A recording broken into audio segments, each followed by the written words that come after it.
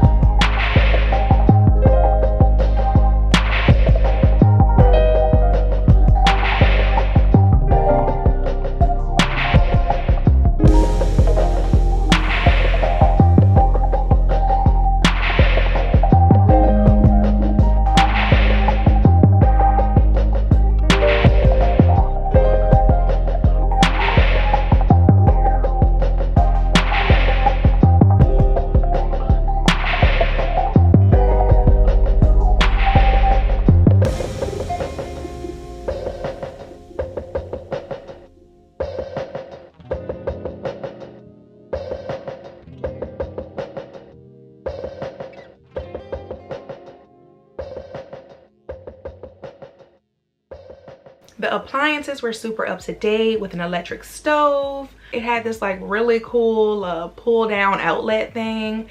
I remember when we first moved in, we could not figure out where we were supposed to plug things in the kitchen, and then lo and behold, we had to pull it down. We also had a wine fridge, which never actually worked. We asked multiple times for our landlord to repair the wine fridge, but I guess it wasn't a priority. So we were never actually able to use the wine fridge, but it was there as well. Oh, and it also had a dishwasher. We actually had a washer dryer in our hall cabinet because a lot of flats here in London only have a washer, and that was what I was used to at my previous flat. So it was really nice to have the option to dry the clothes in there as well, instead of having to like hang them to dry. There was a balcony. Also, I don't think I mentioned that we wanted a furnished flat, so all of the furniture that you see came with it. We had an elevator, aka a lift for my Brits, which was very nice. We actually lived on the first floor though, so I always took the stairs, but that lift, y'all, definitely came in handy when I was moving out. It was like a pretty secure gated area, I guess you could say. We had the big roundabout which people could pull up in, but you couldn't pull your car into the like actual complex, I guess, without the gate being lifted for you. We had a concierge, which definitely had its benefits. Obviously, you never had to worry about being home when you were expecting a parcel delivery.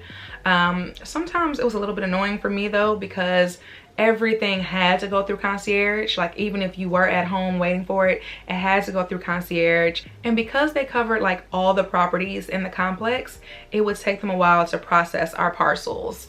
So there have been times that I tried to order things last minute for like a holiday, vacation. I'm like literally with my luggage on the way to the airport, and I run in there like, y'all, can I please check and see if my sunglasses are in here that I ordered? I need them for my trip. And I'm digging through all the parcels and couldn't find them. But yeah, it was still nice to have. There was also a gym that we had access to in another building. It was not a great gym. I actually think I only went there like 3 or 4 times. It didn't have very much equipment, so I just stuck to my regular gym. The properties were also built along the water, so there was this like amazing walking trail, and people would, you know, be running and cycling and walking their dogs, pushing their babies in the stroller. It was a really nice area. All right, so that's everything that came with the flat. Now let's talk about how much it costs to live in it. So rent was £2,000 a month. And as I mentioned before, I had a flatmate, so we split that in half, making it £1,000 each. The rent was actually supposed to be around $2,100, $2,150 a month. But when we found it, I think it had been on the market for a while, so they lowered the price and we took advantage of that.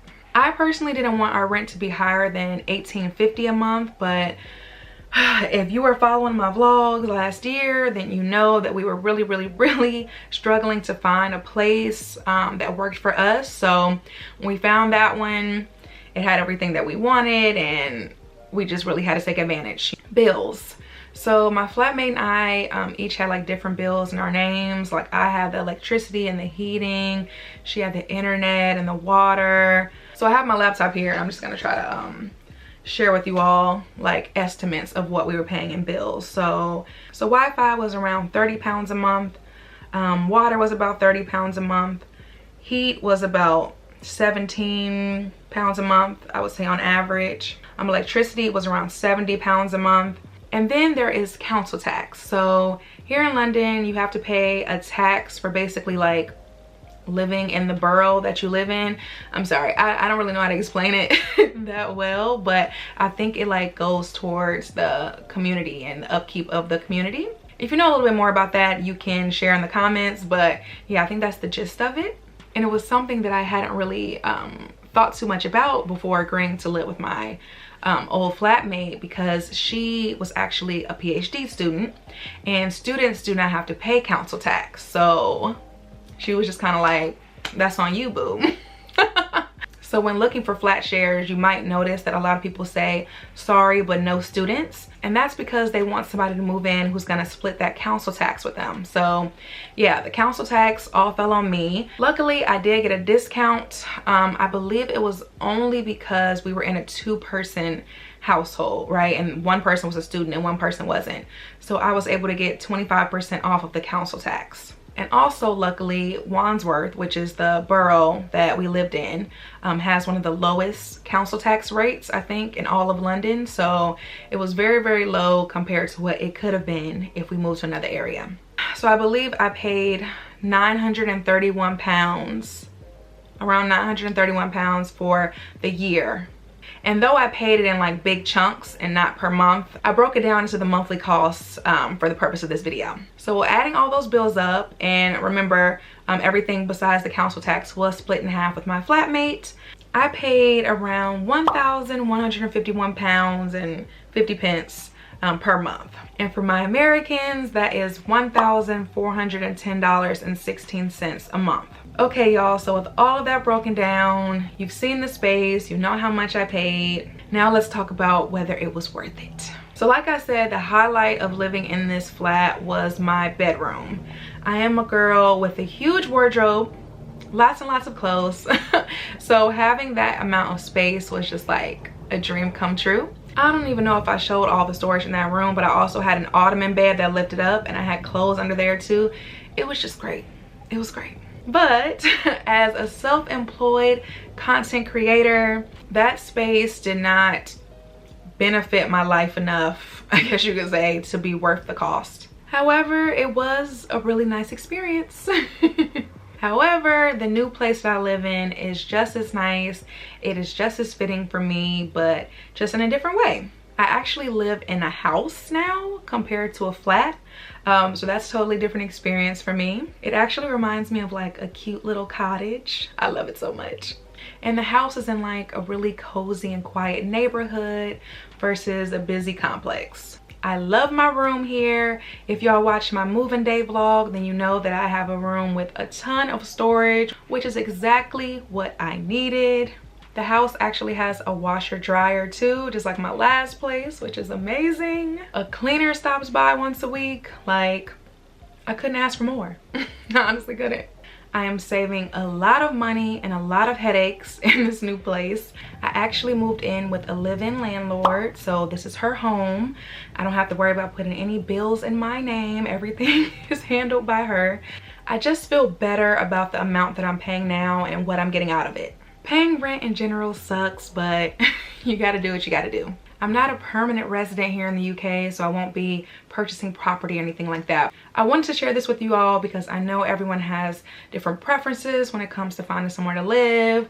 People have different paychecks and finances, obviously. So for someone out there, paying $1,400 a month to share with another person is fine with them. It might be a steal, but for me, this is a much better situation. I hope this video was helpful for someone out there and just kind of gave you an idea of what's out there in the rental market here in London. If you have any questions or if there was anything that I didn't touch on and you wish I did, let me know down below in the comments. And as always, thank you all so much for watching. If you enjoyed today's video, don't forget to give me a thumbs up, hit that subscribe button, and I'll see you all in the next one. Bye!